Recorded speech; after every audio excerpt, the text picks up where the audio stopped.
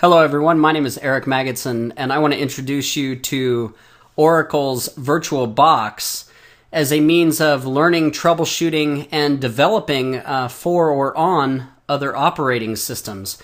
So my current computer that you're looking at now, the base operating system is Windows 7 Professional, and I used to use the virtualization product in Windows Virtual PC, but found that when I went out to basically download and play with Windows 8, it initially didn't run in their virtualization environment. So that got me looking at VirtualBox, and when I found out that how flexible VirtualBox is in the aspect of it not only runs on Windows, but it runs on OS X, it runs on other operating systems in Linux and Unix. So it's a great cross-platform tool for virtualization, and I highly recommend my students use it, and I'm definitely using it myself. So what I want to do is show you how to install it. It's really easy. I'm just going to go right out to the website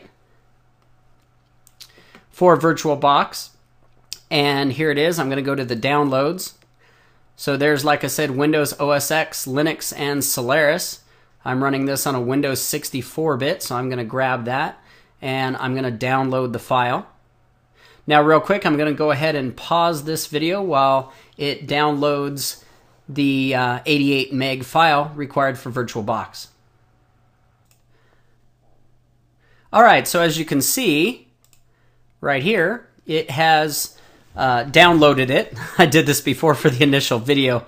And so what I'm going to do is go and install it. Now, before I install it, I want to bring something to your attention. If you have not yet gone into your BIOS and ensured that virtualization is turned on, go ahead and do that. Now, with the newer machines, virtualization is turned on by default, especially Windows machines, but make sure that if your machine is older, that your BIOS virtualization is turned on. I'm pretty sure that's in the processor section of your BIOS, so go check that out.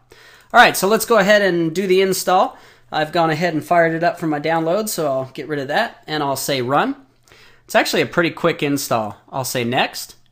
I can then choose, if I want to, what to install. I'm going to go ahead and install it all just as it comes from the download. So I'll say next.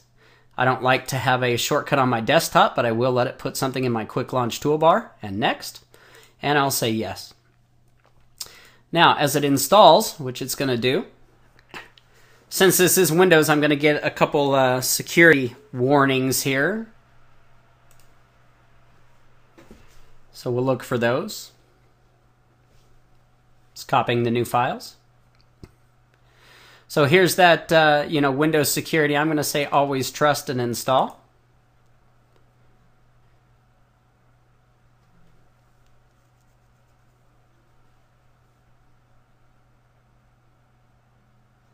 And it'll go ahead and continuing the install. So there it is. It really is that quick. I did not pause the video. I'm going to start the VM install there.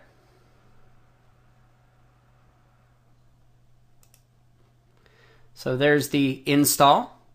And I had already created a quick shell, but I'm going to show you how to create a shell again. So I'm going to say new, next. So in order to install an operating system for you to work with in the virtual environment, you need to create a shell for it. So let me go ahead and create a shell for that Windows.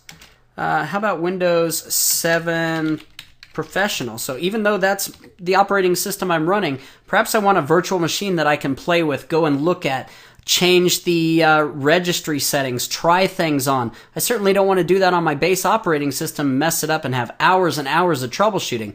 If I do it in a virtual environment, when I'm done, I can just tell it, don't save the changes, and get back to that brand new virtual machine I had when I started before playing with it. So there's Windows 7. I run 64-bit, so I'm going to say Windows 7 64-bit, and next.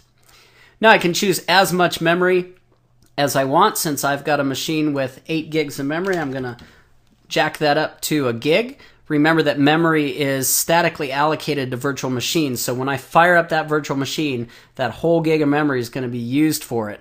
The more memory you have, the faster the virtual machines run, the better performance you're going to see. Next. Startup disk. So if I have a virtual machine, I can create a shell and reference it to another virtual hard drive.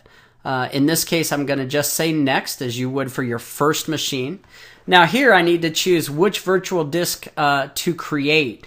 VDI is the VirtualBox disk image, and then we have virtual machine disk, virtual hard disk, which is used by Microsoft's virtualization software, and HDD's parallel hard disk. So what you need to know is if you're going to try to move virtual machines to other virtualization platforms, you're going to have to do some research and pick which one.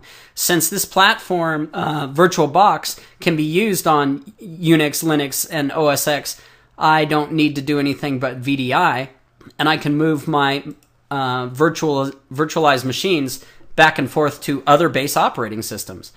Now, when they talk about dynamically allocated, as we create that first boot disk, it's actually going to show up in the operating system, as we'll see on the next screen, as 20 gigabytes. So if I know I don't need a file ever going to grow that big, I can go ahead and reduce that. But by saying dynamically allocated, it's not going to allocate the whole 20 gigabytes initially. It's going to grow to 20 gigabytes as needed. So I'll say next and create.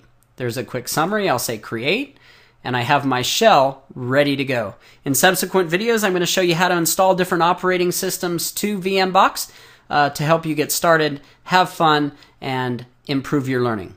Take care.